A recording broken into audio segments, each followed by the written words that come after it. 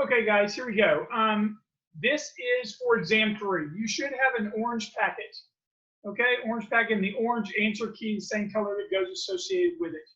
Now, whether you're 209, which I think your exam's in a couple of days, or 211, which your exam's a little later on, all the material for exam 3 is in this packet. For those in 209, the last 3 pages or so of material is chapter 11. You are not required to have chapter 11 on your exam.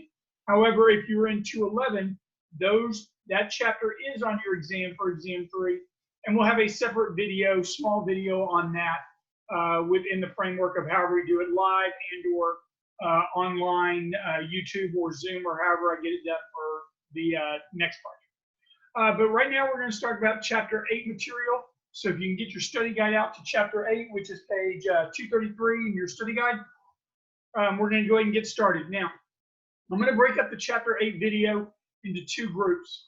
The first group is going to be the early history 4 main acts. The 4 main acts of labor law, to me, is the most important on this exam that you're going to have. I mean, business entities and other stuff in chapter 10, obviously.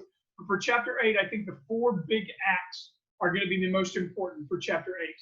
The other second part of chapter 8 that we're going to do on a second video will be some obscure stuff found in the study guide / book, but more lecture-based terms that he's had on previous exams lecture-wise that you have to glean from his videos now rather than actual live lecture. If you look in the packet, you'll notice there's quite a few questions. I put more than I usually put in a packet simply because I wanted you all to have more questions to go over since we weren't going to have a live session necessarily, where you can answer a lot of questions. Now, I'm hoping to get that taken care of with Zoom a little bit later, but we're having a little difficulty right now with the way Zoom works. Okay, so the first part of chapter 8 that we're going to do is we're going to talk about the early history a little bit, but mainly the 4 main acts. And in dealing with the 4 main acts, you have a page that is called The History of Labor Law in the United States. It's like the 3rd page in this orange packet, and it's got the 4 major acts and a little few dots about the early history. Before that is a lot of terms associated to labor law. The page before that is like an Excel chart that has a lot of terms associated to it. Most of these terms go with the 4 major acts. So what we're going to be doing in this first video is basically these 3 pages, that list of all the terms and the history of labor law, early history and stuff like that, all the way through the 4 major acts. Now, if you go to the very back, last page in the orange packet. In the last page of an orange packet, there are 2 charts. One is going to be the history of labor law on the very back. And then the other one on the back side of that page is a types of business entity setting that we'll do for our chapter 9 video. Okay, we are going to fill in this chart as we go through the material on the 4 major acts. Okay, now, if you look at that back chart, we're going to go through the early history first, and then we're going to fill in the areas about the 4 major acts, and that will really conclude this video. It will go along with certain pages in the study guide, and at the very end, when we fill out the chart, I'll go over the pages that it's found in, and then we'll go through some of these individual acts that have little key points in my part 2 session for chapter 8. Now, when we talk about the early history of labor law, the one thing that we need to note is, up until these 4 major acts, the balance of power pretty much rested with the employer over that of the employee, i.e. management over that of any kind of union or labor. Okay, and the reason for that is some of the early history that we have in the United States before all these 4 big acts kind of sided with the employer more so than the employee. The first one is something you're going to learn in chapter 12 on exam 4. And that is employment at will doctrine. The employment at will doctrine simply states that an employee can quit at any time for virtually any reason they want. They don't even have to give 2 weeks notice, although that's kind of customary. But it also, the employment at will doctrine says an employer can fire an employee for virtually any reason. Now, certain reasons are not going to make it always, and those are going to be more on your chapter 12 test on exam 4. But however, employment at will says you can quit at any time as an employee or you can be fired anytime for virtually, not every, but virtually any reason by the employer. Well, when workers need more work than employers have willing to work to give, the employers are going to have an unequal bargaining power there. If you're in the midst of, say, the Great Depression of the 1930s and a 30% unemployment rate, or right now during the coronavirus thing, where people are out of work and need money, the employer, if the employer is even open right now, would be able to distinguish on who they wanted to hire. If they were only looking for 8 employees, they would be able to figure out which employees can work at the cheapest rate to save them money. Same basic reason applies, or same basic idea applies early on. All right, so note that the balance of power under the employment at will typically favors the employer. And that's what we have in America with modified situations, but that's how it was for years before these 4 major acts anyway. Now, the next thing you need to know is under early history is the Sherman Act of 1890. If you remember from Chapter 7 material, the Sherman Act dealt with antitrust violations. And it dealt with, especially, one of the things it dealt with was Section 1, illegal restraints of trade. We'll say an employer was to go to the courts and say, my workers are banding together against me to get better wages, safer working conditions, or not doing what they're supposed to do. They would go to they would go to the courts and say, whoa, these workers are banding together to restrain my trade. This is a violation. And the courts would likely agree with the employers back then. The courts would likely agree with the employers.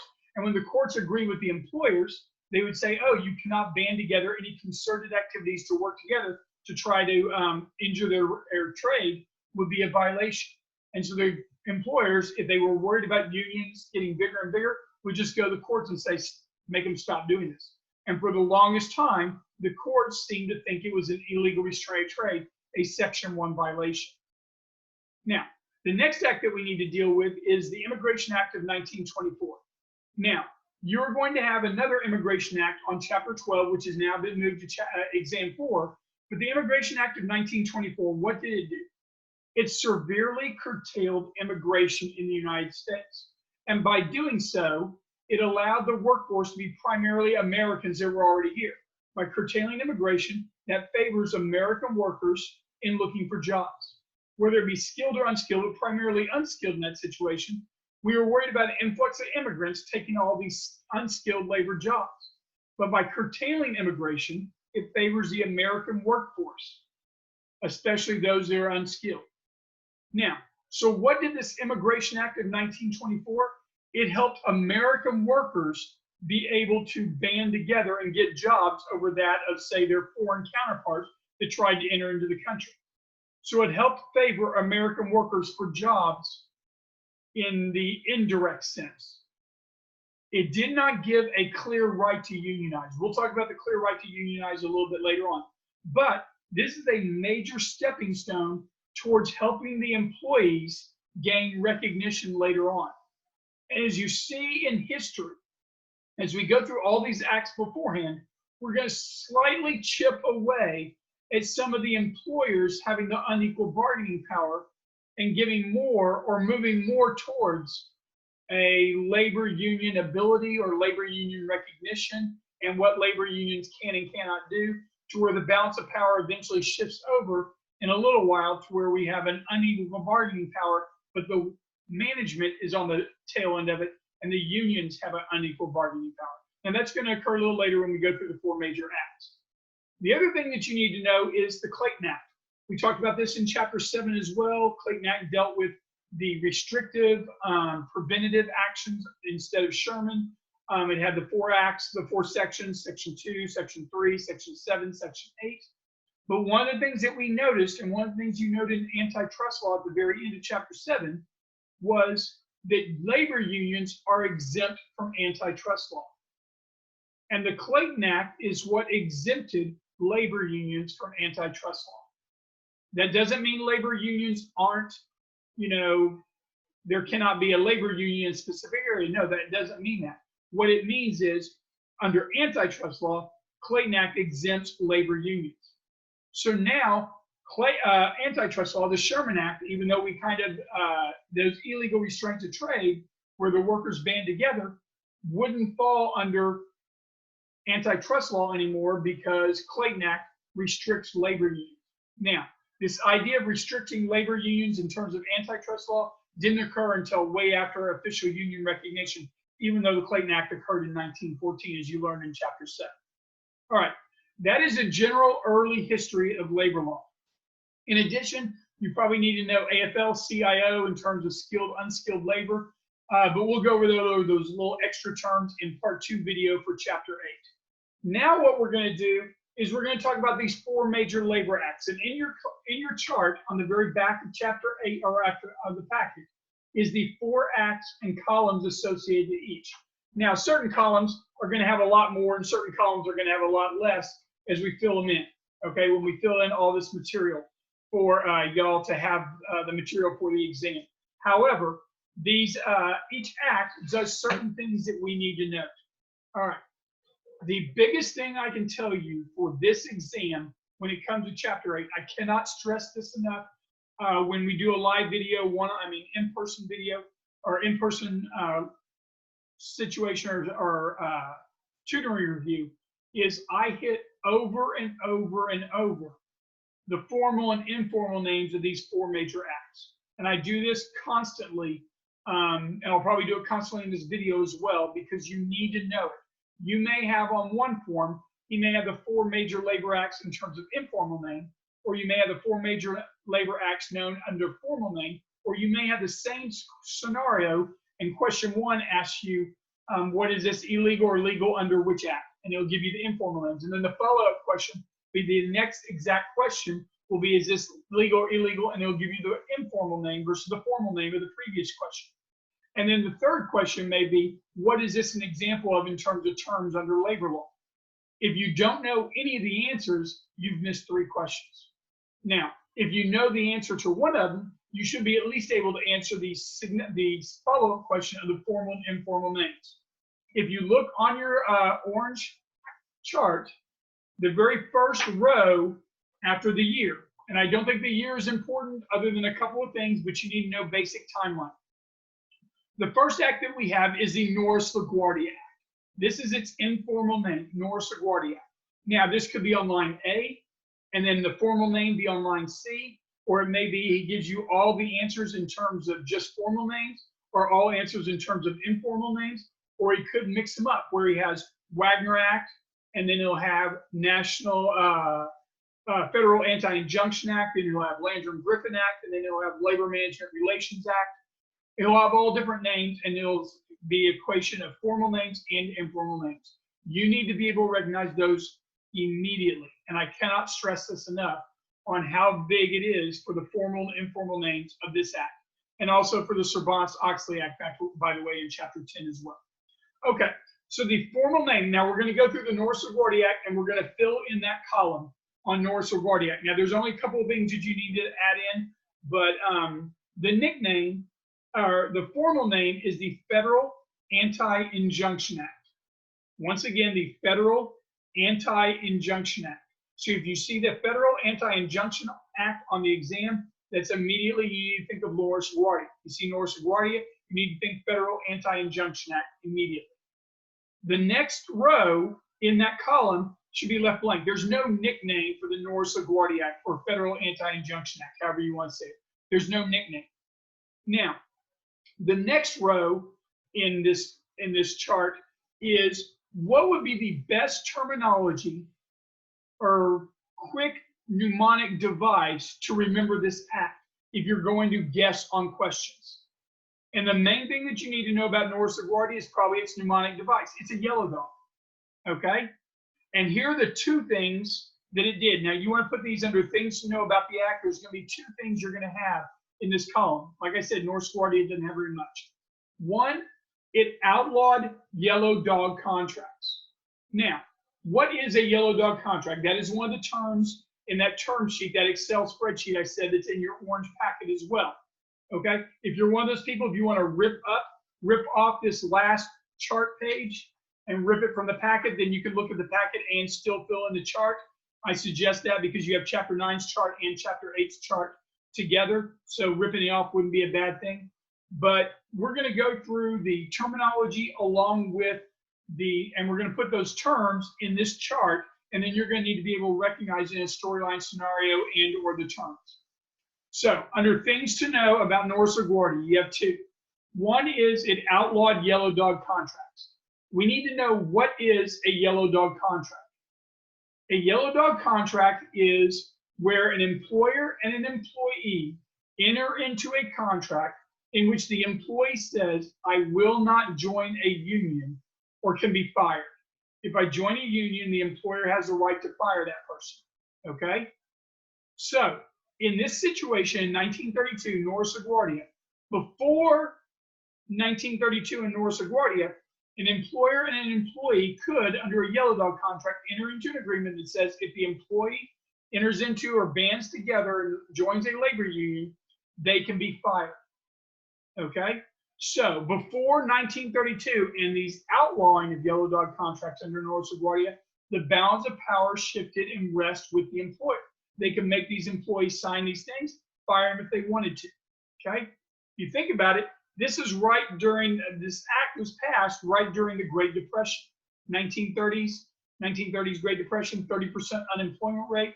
The balance of power shifts with the employer on who to hire. If I need 5 jobs filled during the Great Depression, we have 30% unemployment rate, meaning I have 70 people that want a job and I only need 5 workers. I can lowball them in terms of wages. How many of y'all are willing to work for 10 cents an hour? Most everybody raises their hand. 9 cents an hour. Eventually, I'll get down to 5 at maybe 3-4 cents an hour. Back then, that was a normal rate sometimes. And then I would be able to say, hey, you know, I mean, I'm willing to get them the labor pretty cheap. But anyway, 1932, outlawing the yellow dog contract. Those contracts between the employer and the employee are no longer allowed. Now, this allows for a backdoor push towards union recognition, just like the Immigration Act. It's a backdoor approach towards union recognition, but it does not officially recognize unions. It doesn't officially recognize unions, but it does a backdoor approach to unionization. Okay? It also has a broad ban on the use of the labor injunctions. So that should be right below yellow dog contracts on your column sheet. Okay? Broad use of the labor injunction. It stops the employer from going to the courts and stopping these employees from banding together. It stops them from at least easily going to the courts and having it fixed. Remember, under the Sherman Act, oh, that was an illegal restraint of trade. You get the courts to make them stop doing that. Now you can't go to the courts to get them to stop from doing that. It's not as easy to do so. So the two things under Norris LaGuardia that you need to know. One, it specifically outlawed yellow dog contracts, meaning they were no longer allowed. Secondly, the broad ban of the labor injunction was done to where you couldn't go, the employers couldn't go to the courts and force the workers to do what they needed them to do or wanted them to do, so to speak. Okay? That is the Norris LaGuardia Act. Pretty much all you need to know there. First major of the 4 acts. I don't know if you're going to need to know exact years, but you do need to know the chronological system of it. Norris LaGuardia be the first of the major 4 acts. And then Immigration Act of 24 occurred before that, severely curtailing immigration, favoring American workers, especially unskilled. All right. The next act is the Wagner Act. Okay. The formal name, which would be in the second row in that column, is the National Labor Relations Act. NLRA, if you want to do an acronym, National Labor Relations Act. That is the formal name known as the Wagner Act. Now, the nickname associated to this is the Magna Carta of Labor. The Magna Carta of Labor. All right. So if he gives you a question, just ask which of the following instances or situations would have likely been allowed or occurred under the Magna Carta of Labor, you know that's the Wagner Act. If Form B says which of the following occurred during the Wagner Act, hey, same basic question. We're using the informal name versus the nickname. And then Form C could say which of the following occurred under the National Labor Relations Act. It's the exact same question, guys. All it is using the formal or informal name or the nickname. Now, anything that is more pro-union falls under the Wagner Act. And we'll talk about that with all our lists, okay? Now, there, in that 2-page thing in your orange packet, there's the history of labor law. And under Wagner, I have a little 3-column spreadsheet, so to speak, maybe 2 columns, probably 3 columns, spreadsheet that basically defines each section of the Wagner Act and what it did. Now, I do not think you need to know any section numbers other than maybe section 7. You don't need to know the sections numbers, but that gives you an illustration of what it can do. So that far right-hand column of all the things that are occurred under the Wagner Act in the history of labor law page, you need to know. You might not need to know section numbers, but you will need to know those are some of the things that it did. All right. Now, so under that black line, under column 2, or column of the Wagner Act, 1935, the first thing that it did is it officially established union recognition. It officially gave union recognition in the United States. Okay? Now we have union recognition that's official, whereas it was gaining traction up until then, but now we've got official union recognition. It created the National Labor Relations Board. And if you remember from Chapter 6, we talked about independent versus dependent. Board or commission is independent. So we have a National Labor Relations Board that deals with labor management, negotiations, grievances, all that stuff. It created the National Labor Relations Board. Simply easy to remember, the National Labor Relations Act, the formal name, created the National Labor Relations Board. Fairly easy. It defined who is an employer and an employee within the organization. Now, we're going to talk more about this in part 2 when we come with the nitty-gritty and lecture-based stuff, find some little things in the study guide. But it defines what is an employer and an employee and who falls under employer and employee under the Wagner Act. Now, one thing you need to note for a question, and you might want to add it to this little notes, airline and railroad employees do not fall under the Wagner Act. We'll talk about that in the lecture portion, but just note that as well. Okay? The next thing that the Wagner Act does is it certifies union elections. When we're talking about whether or not a union should be created or not, or will be created or not, we have to have an election process. And now I'm going to briefly go over the process now, but we're going to do it more in depth in the lecture-based part 2 material. But a certification election, you have certain steps that have to be done. And those steps are going to be under the Wagner Act on how it's going to be done. Once those steps are made, you can go on to the next step. If it goes through the whole process, then a union is certified and can collectively bargain. Okay? So after the certification elections that are made, if you want to put certification elections for labor unions, that's there. It is also done by secret ballot, by the way. All right? Once a certification election, we'll go over more in depth on the process for that later. Then you have the right to collectively bargain. So that is your next thing in the columns, the right to collectively bargain. The unions are allowed to collectively bargain under the Wagner Act or National Labor Relations Act because they're given the official right to unionize and then act in a group setting. Okay? The Wagner Act also establishes good faith bargaining. Now, good faith bargaining is going to be put on the employees, i.e. the union, as well as the employers, but we focus more on good faith bargaining by the employers under Wagner.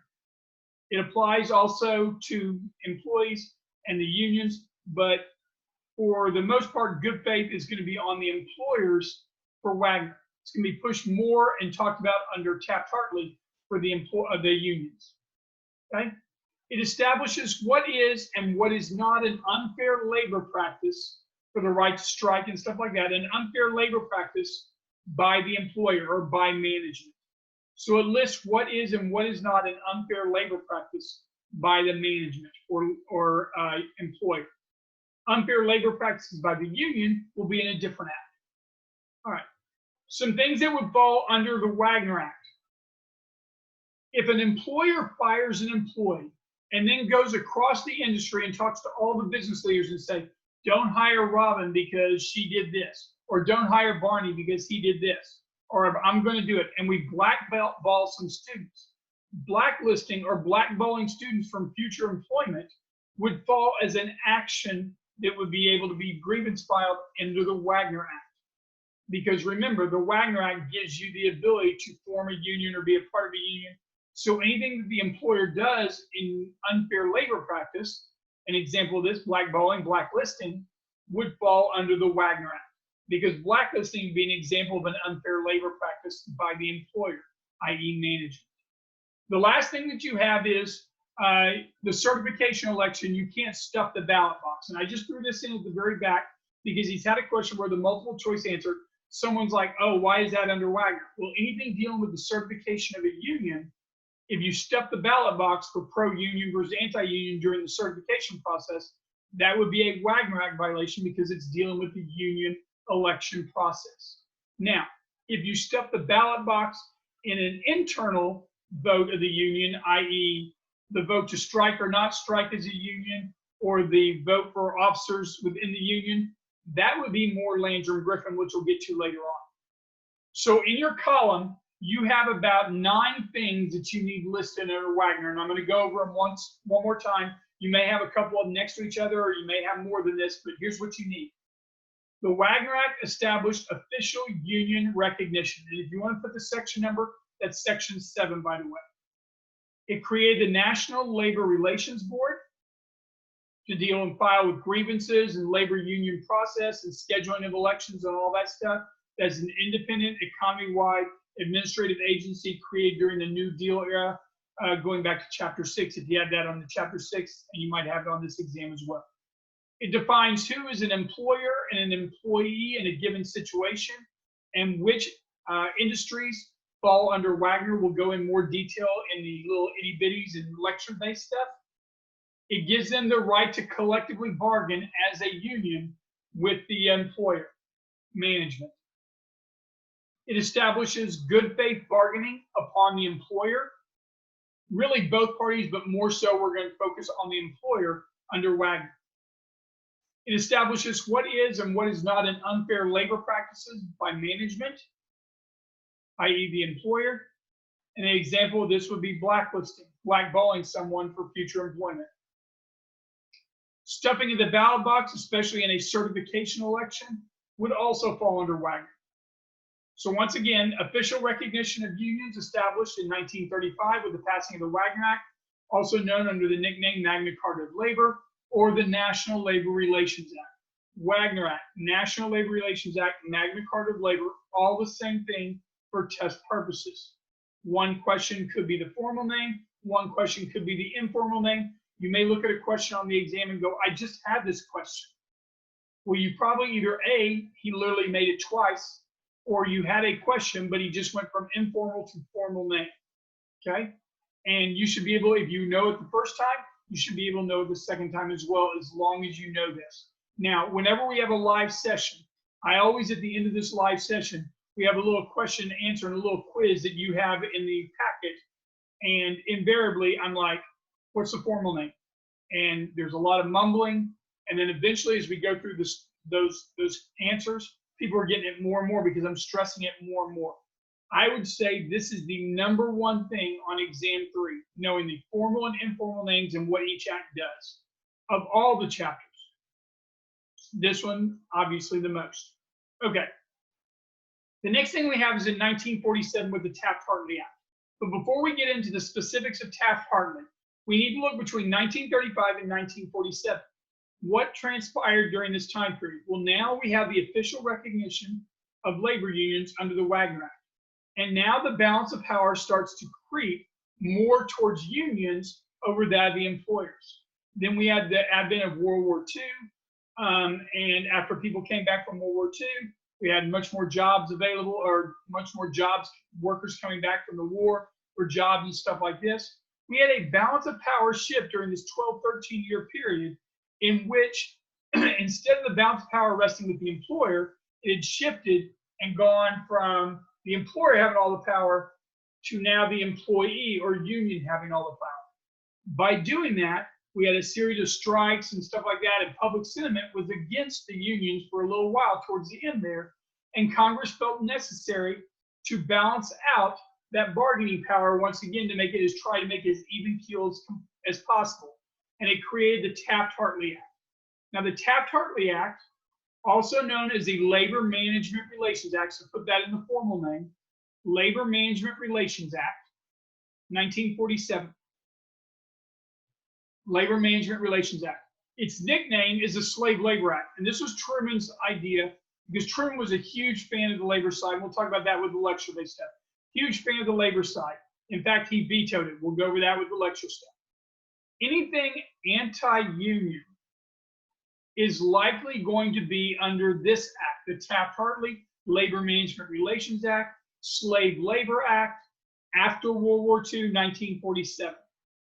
We're going to have about 9 or 10 things on the column for Taft-Hartley Act that you need to know for test purposes as well. Okay?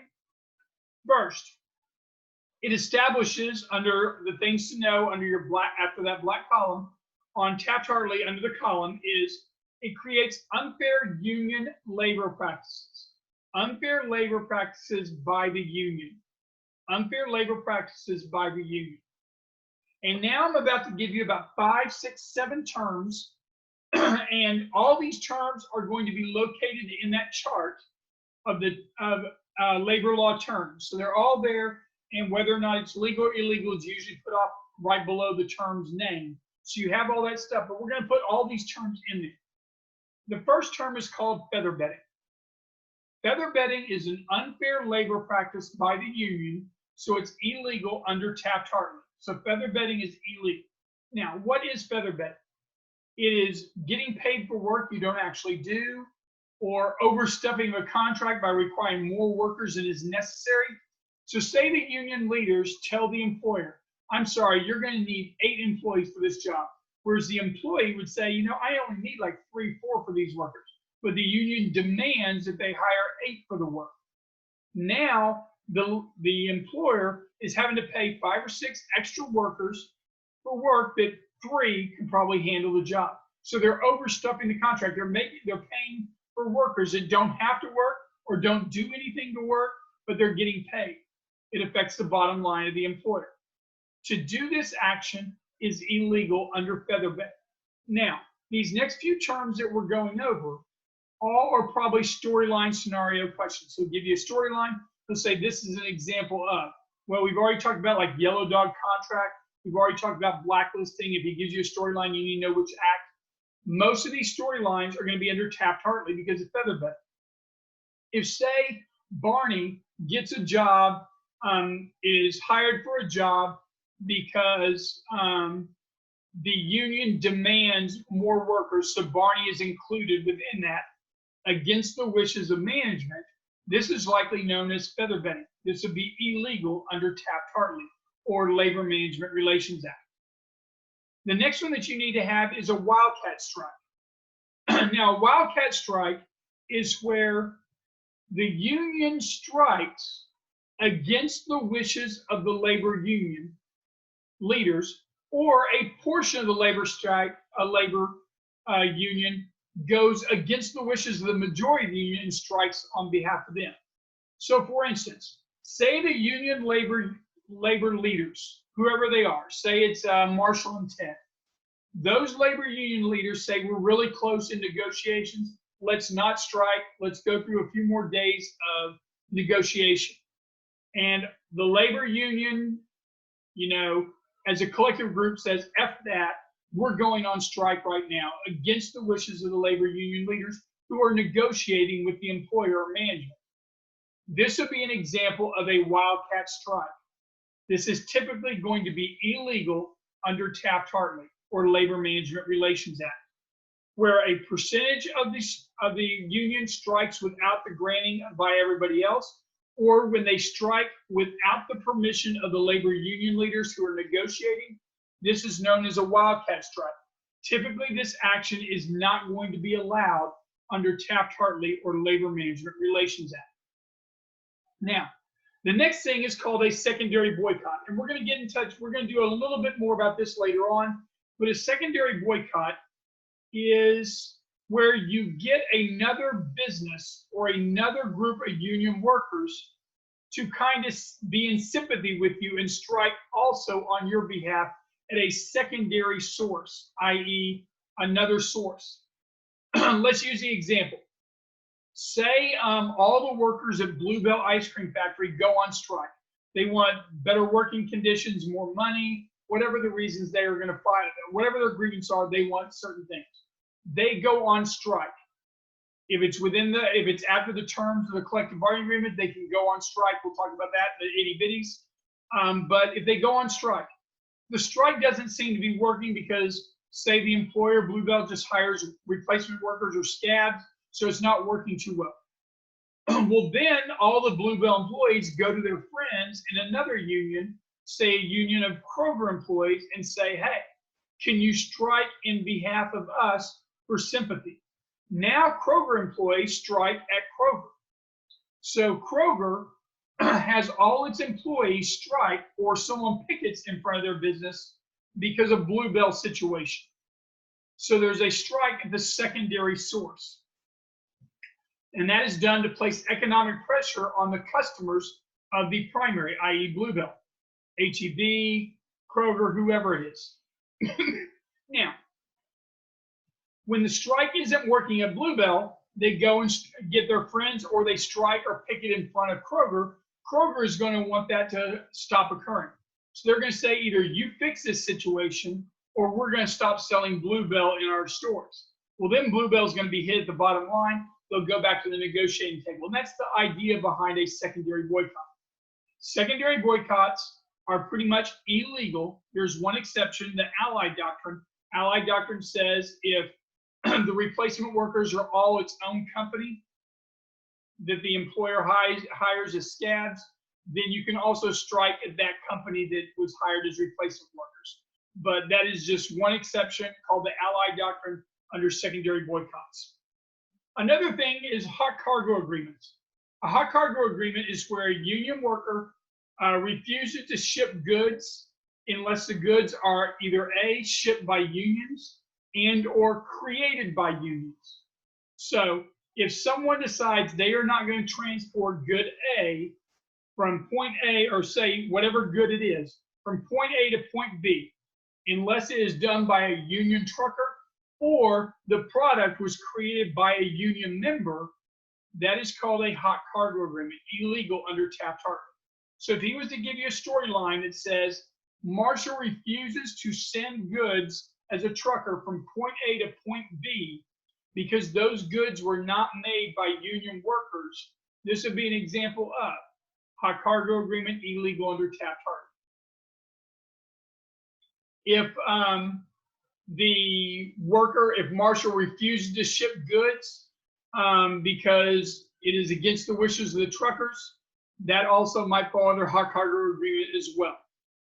All right, the next three or four terms all deal with the word shop at the very end. There's what we call a open shop, a closed shop, an agency shop, and a union shop. So if you're given a storyline scenario, more than likely shop will be A, B, C. One of the four shops will be A, B, C, D, and you need to recognize which one's being used. And note all of these terms, whether it's legal or illegal, fall under Taft-Hartley for the most part. Okay? Let's talk about the first one.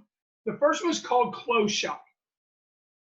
Let me give you the definition of closed shop, even though you have it in the packet. A closed shop is where an employer must hire a union worker, or let me rephrase. In order to be eligible to get a job, you must be a member of the union already. Already must be a member of the union. So in order for a closed shop to work, okay, if say company A can only hire Marshall, between Marshall, Lily, Ted, Barney, whoever, they can only hire Marshall because he is the only member already in the union. This is known, and they hire him. This is known as A, B, C, D, and E. This is a closed shop. A closed shop is where management can only hire from selected people, and those are union members. You can only get the job if you are already in the union. Already in the union. So it lowers the pool of applicants for the job to only those within a union membership. Say from 1935 to 1947, this was legal business practice, which gave the balance of power to the unions, correct? You could only hire a union member. Now, with Taft-Hartley, or the Labor Management Relations Act, the Labor Management Relations Act simply says closed shops are outlawed or illegal. You can't do this. All right? But what is permitted are the next two shops, union or agency shop. And these are pretty much nearly the same thing, slight difference. but that slight difference could be the difference between Form A, Form B on your exam.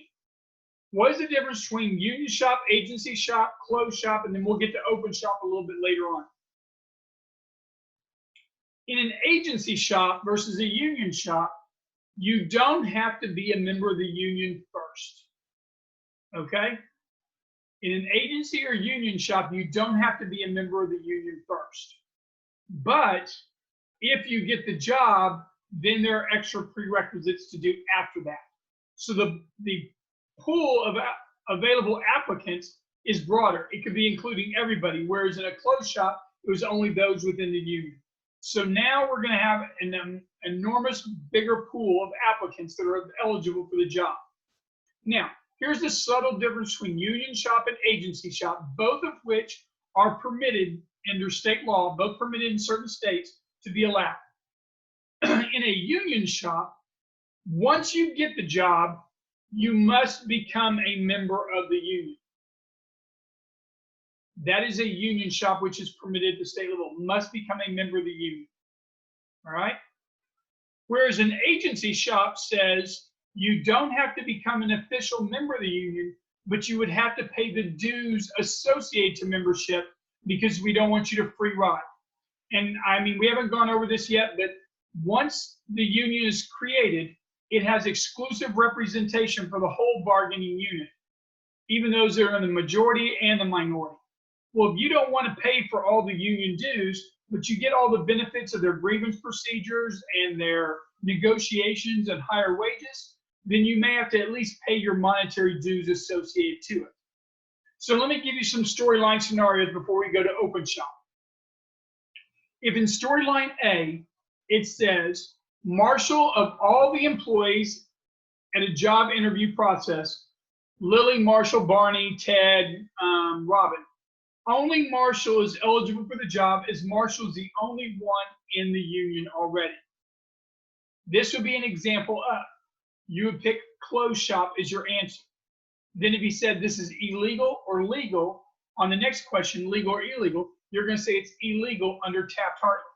And if the follow-up question was to say this is legal, illegal, but then use the formal names, you would say this is illegal under Labor Management Relations Act because that's the formal name to Taft-Hartley. That is a closed shop. In scenario B, he gives you a storyline and says, of the job applicants, none of them are in the union, but Marshall is hired. Once Marshall is hired, he must become a member of the union, although he didn't have to vote or do anything like that, but he must become at least a member of the union. Once he gets the job, then that would be called a union shop. And some states will permit this to occur. It would be okayed under Taft-Hartley. The agency shop, if Marshall gets the job, this is scenario 3, if Marshall gets a job, even though he's not a member of the union, he may have to, without becoming a member of the union, pay dues associated to the membership. That would be an agency shop, which is also permitted under the law under Taft-Hartley as well. Now, the last thing that we have is an open shop. An open shop says you join or don't join a union, up to you entirely. This is a major disincentive towards joining a union. If he gives you scenario D and says Marshall applies and gets the job. Marshall is not a member of the union before, does not have to become a member of the union after, nor pay any dues associated to union membership. This is likely what type of shop? This is an open shop. Therefore, he's getting all the benefits of union membership, but he's not having to pay the dues or become a member. That's a major disincentive towards joining a union. Open shops are permitted under state law. They are permitted under state law. And Texas is very similar. We're more of an open shop state, right to work state. Okay? All right. Those are all things that would be unfair labor practices by a union. Feather bedding, secondary boycotts, wildcat strikes, hot cargo agreements, closed shops are all going to be illegal actions. Union or agency shop can be permitted. Open shops are permitted under Taft-Hartley. It establishes a good faith bargaining upon the unions. We already have that under Wagner, but it reemphasizes it for Taft-Hartley, good faith bargaining on unions. So it establishes good faith bargaining by unions and unfair labor practices by unions. It allows the president to intervene in labor disputes. And I'll give you some specific examples in part 2 that he's had on a test question before and how it's phrased later on. But it gives intervention by the president in certain types of labor disputes. There is also what we call a cooling off period. And this is the president or the court system can use a cooling off period. Before a strike is to go in place, the president has the right to intervene and establish a cooling off period. This cooling off period will allow 60 days more of negotiation. So it's 60 days longer for them to cool off and negotiate a little bit longer. If it looks like negotiations are going well, they'll add an additional 20 days, so up to a total of 80 days. Okay? This is one of the president and court's rights under Taft-Hartley, is a cooling off period to allow them to negotiate further within the union process and within the negotiation process and stop a strike from occurring for a period of 60 days. And things are going well, we can add an additional 20 days under the Taft-Hartley Act. The president has the right to intervene on labor disputes and establish a cooling off period of up to 80 days, 60 plus 20. The last thing under that column that you have is Truman vetoed the Taft-Hartley Act, or Labor Management Relations Act, also known as the Slave Labor Act. Huge fan of the labor side. Truman vetoed it. It was overruled by Congress. And once again, we'll talk about that in the little blurbs. All right, the last of the 4 major acts before this video concludes is the Landrum-Griffin Act. The Landrum-Griffin Act, also known as the Labor Management Reporting and Disclosures Act. Labor Management Reporting and Disclosures Act. There's really no nickname for it. So both Norris LaGuardia and Landrum-Griffin don't have nicknames, whereas Wagner and Taft-Hartley do. Wagner with the Magna Carta of Labor, Taft-Hartley with the Slave Labor Act. So Landrum-Griffin has nothing. Landrum-Griffin deals with the internal union process. Anything internal, not how it affects labor management, but internal union process. Okay? So Landrum-Griffin, also known as the Labor Management Reporting and Disclosures Act, 1959, was a Kennedy-sponsored bill. When John F. Kennedy was a senator, he was a huge fan of this bill, sponsored it, and he was in fact the first president to utilize the Landrum-Griffin Act. So not only did he sponsor it as a senator, but was the first president to use it in his presidential duties. Okay? This Landrum-Griffin Act basically came about because of HOPPA and organized crime in the HOPPA situation as well. It gives a Bill of Rights for union members. It establishes that minority membership in a union cannot just be dismissed. Those that are in minority still have a voice within the union, are still able to say certain things. Okay? If I want to voice my frustration about the union leaders of the union or go against the union wishes by saying certain things, I have a Bill of Rights that allows me to say certain things without threatening of reprisal, threatening of force against me being used against me. I have a Bill of Rights for that.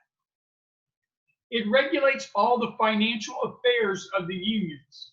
Any financial affair associated with the union would likely fall under the Landrum-Griffin or Labor Management Reporting and Disclosures Act. But one of the main things that it does is it internally regulates union elections for internal, whether you're going to strike or not strike as a union. That would be an internal vote, Landrum-Griffin in charge. Who's going to be president, vice president, sergeant at arms of the labor? Who's going to be the labor union leaders that are going to negotiate? All these things, if they're voted on, the election is going to be under Landrum-Griffin, not Wagner, Landrum-Griffin. So a union vote for president, vice president, whether to strike, not strike, all that stuff would be under internal union elections. It is also done by secret ballot, just like the Wagner Act secret ballot, but it fall under Landrum-Griffin or Labor Management Reporting and Disclosures Act. Now, certain hot cargo agreements would also fall under Landrum-Griffin in certain situations, but the last one is really not discussed as much by SWIM, but it has been a question before, and that is a sweetheart contract.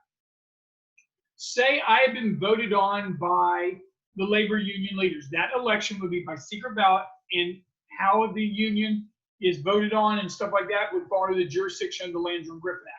If people want to say good things or negative things about me during the election process, all that stuff under the Bill of Rights would fall under Landrum-Griffin. I am then voted in to be the lead negotiator for the labor union. If I go to management and I say to management, hey, my guys want a 10% wage increase across the board, but I'm willing to take only 5% if you give me $10,000 personally under the table for me, I'll screw over my union by only getting them 5%, and we both have a win-win. They get some money, you get less than what I was going to try to demand, and I get a little money internally. That would be illegal. That would be a sweetheart contract and be a violation of Landry and Griffin or Labor Management Reporting and Disclosures Act. So if he gives you storyline, and that's it for this chart, okay? So if he is to give you storyline on the exam, you're likely going to ask, what key term is that? And that's where you need to go, those key terms in your in your orange packet. Okay, in your orange packet, you have those key terms. It's like a column sheet that has like the term, whether it's legal or illegal, under which act, and then it tells you a definition of what it is and maybe an example that you can fill in for swim or what I just did. But those are all some of the key terms. If you have a key term, you likely need to know which act it goes with and the formal and informal name of that act. If you're given a scenario, you need to recognize which term that is, and then invariably the multiple choice answer is either the follow-up question or as a part of it is going to say it's legal or illegal under which act. And you need to know Form A, you may need to know the formal name. Form B, you need to know the informal name. Heck, even Form C, you may need to know the nickname. So I cannot stress enough that first part of the chart before the big bolded black line, where it just gives you the informal, formal, and what it deals with in general, along with the nickname, is something that you need to know backwards and forwards. It doesn't, and you need to know the bottom part too as well, but the backwards and forwards, so at least you can guess. At least you can guess on those questions. Because if you know it's something that's going to be good for the unions, Wagner's probably the answer. If it's something that would hurt unions and not give them as much power, Taft-Hartley's probably the answer. If it's something internal about the union, it's probably under Landry and Griffin. And then Yellow Dog contract for Norris LaGuardia. Be able to recognize Yellow Dog contract, a closed shop, an open shop, Wildcat strike, feather bedding, union or agency shop, sweetheart contract, hot cargo agreement. You need to recognize all those. Blacklisting, blackballing, all of those terms you need to be able to recognize. So you're taking that chart page with the terms and the chart that we just filled in with all the 4 major labor acts and what they can and cannot do. Now, we're going to do another video on Chapter 8 right after this, and we're going to fill in some terms like the Pullman strike, the Homestead Steel strike, the Haymarket riots, all that stuff. We're going to go over that. We're going to find some little itty-bitty things from Chapter 8 in the study guide as we go through it. There are also key points that you need to know as well. That is going to be on the next video. That can be a big portion of the exam as well, but I would focus more so on the 4 major labor acts when it comes to labor law.